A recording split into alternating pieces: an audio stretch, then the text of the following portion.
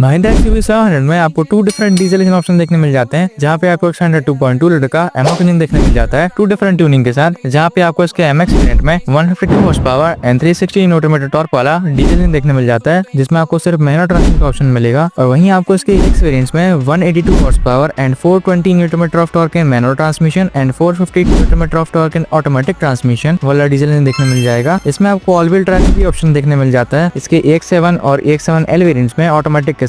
और ऐसी और शॉर्ट्स के लिए सब्सक्राइब कर लेना।